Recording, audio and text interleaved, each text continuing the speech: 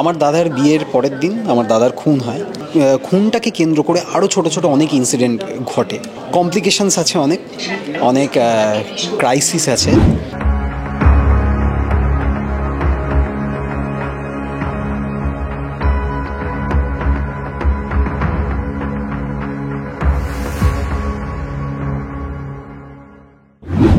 আচ্ছা, এই সিরিজটা, এটা 6টা এপিসোডের যে সিরিজটা আসছে, ক্রাইম সিরিজ, এইটাতে তোমার চরিত্রটা নিয়ে বলো একটু। আমার চরিত্রের নাম হচ্ছে বরুণ, রায়বর্মন বাড়ির ছোট ছেলে।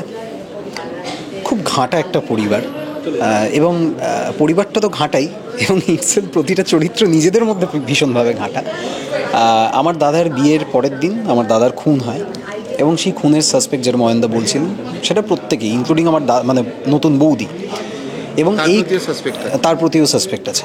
এবং এই খুনটাকে কেন্দ্র করে আরও ছোট ছোট অনেক ইনসিডেন্ট ঘটে প্রত্যেকটা ইন্ডিভিজুয়ালের জীবনে।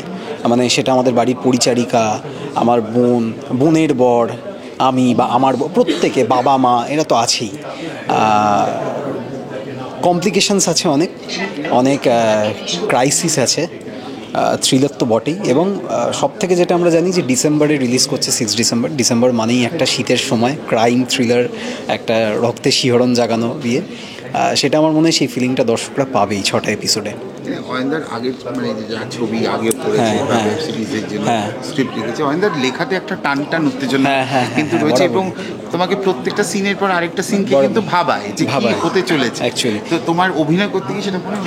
হ্যাঁ, যেটা মানে আমাদের ট্রেলার লঞ্চের সময় প্রায় অনেকেই বললো, দিয়া থেকে শুরু করে অনেকেই বললো যে আমরা কিন্তু এখনও আর্টিস্টরাও কিন্তু আমরা অ্যাকচুয়ালি জানি না যে কী হবে লাস্টে গিয়ে বা সেকেন্ড সিজনে গিয়ে। এটা সত্যি, এবং বিং অনেস্ট, এটা সত্যি কথা। আমরা বহুবার জিজ্ঞেস করেছি, এবং আমি তো নিজে জিজ্ঞেস করেছি যে দাদা তুমি বলো না এটা কী হচ্ছে, মানে কে মারছে কাকে, কেন হচ্ছে এটা। সেটা ডিরেক্টের স্ট্র্যাটেজি থাকে কিছু একটা। তবে ফার্স্ট সিজন দেখলামই এই কথাটা বলতে পারি যে কেউ নিরাশ হবে না। কারণ এই যে আপনি যেটা বললেন যে টান একটা উত্তেজনা, সেটা কিন্তু যখন আমরা সিন করছি তারপরেই যখন পরের সিনে যাচ্ছে তখন আমাদের মধ্যেও ছিল, এবং আমরা যখন পারফর্ম করে সেটা ফিল করতে পারছি। আশা করছি আফটার এডিটিং, পোস্ট প্রোডাকশন যখন সেটা প্রেজেন্ট করা হবে, সেখানে আরও উত্তেজনাটা কোথাও গিয়ে বেড়ে যায়। তোমার প্রথম ওয়েব সিরিজ? হ্যাঁ, তথাকথিতভাবে প্রথম। সেই দিক থেকে ওয়েব সিরিজে তুমি টেলিভিশনে করেছো, সিনেমা এখনো বড় পর্দায় করে ভবিষ্যতে হবে এটা নিয়ে, কিন্তু মানে ওয়েব সিরিজে প্রথম কাজ করলে কতটা ফ্রিডম পেয়েছো?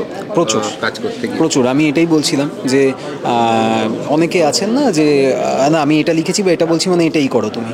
এবার কি হয়, কিছুটা ফ্লেক্সিবিলিটি বা ডাইনামিজম থাকলে, আমি অনেক জায়গায় এরকম হয়েছে যে অয়নদাকে আমি জিজ্ঞেস করেছি যে দাদা আমি কি এই ডায়লগটা নিয়ে আমি বেরোবো বা এটা নিয়ে ঢুকবো, এরম করবো, সেই ফ্রিডমটা কিন্তু অয়নদা দিয়েছে, এবং প্রত্যেকটা জায়গায় লিটারেলি। এবং সেটা কি করে, আর্টিস্টকে না খানিকটা নিজেকে পুশ করে একটা মনোবল জায়গায় যে না এটা তুমি করো, সেই ইনপুটটা হয়তো দেওয়ার হেল্প করে, এবং সেটা হেল্প করেছে প্রত্যেকটা জায়গায় অয়নদা করে। এবং সবথেকে বড় কথা, আমি অয়নদাকে কিন্তু রাগ দিয়ে খুব একটা দেখিনি, এত স্ট্রেস, এত আর্টিস্ট নিয়ে প্রচণ্ড ঠান্ডা মাথায়। ভীষণ আমার প্রাক্তন কলিগ,